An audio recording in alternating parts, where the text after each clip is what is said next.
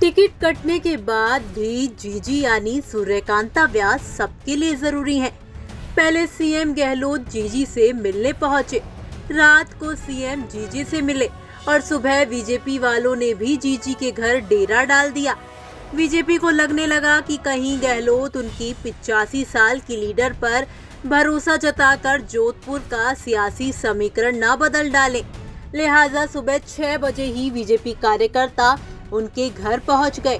गौरतलब है कि जोधपुर की 3 सीटों में से एक पर बीजेपी और बाकी पर अशोक गहलोत सहित कांग्रेस का कब्जा है।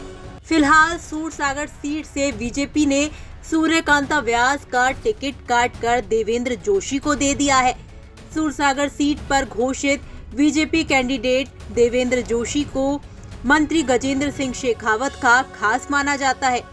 कहा जा रहा है कि शेखावत और सूर्यकांता व्यास के बीच जुबानी जंग भी उम्मीदवारी की लिस्ट से गायब होने की मुख्य वजह है।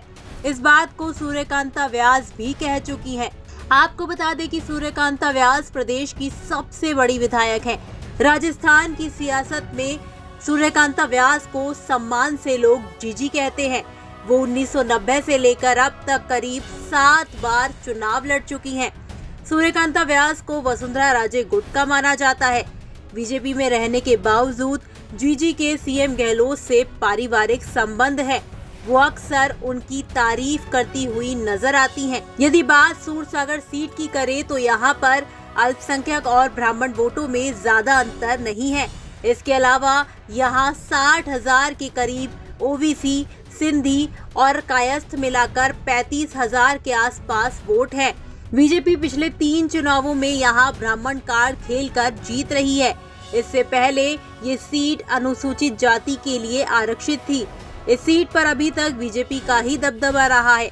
चूँकि जोधपुर की तीनों सीटों पर मुस्लिम मतदाता बड़ी संख्या में है, ऐसे में इस सीट पर कांग्रेस मुस्लिम कैंडिडेट उतारकर बाकी सीटों को साधने की कोशिश करती है।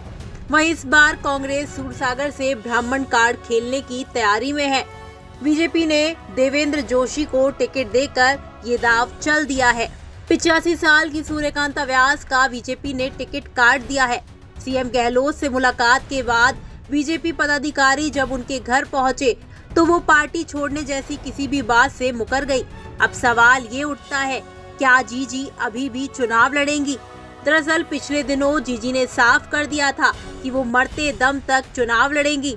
ऐसे में अब इस बात के कयास जोरों पर है कि वो सूरसागर सीट से कांग्रेस पार्टी के चुनाव चिन्ह पर लड़ सकती हैं। आपका जीजी यानी सूर्यकांता व्यास को लेकर क्या कुछ कहना है? कमेंट बॉक्स में हमें लिखकर बता सकते हैं। ब्यूरो रिपोर्ट, राजस्थान तक।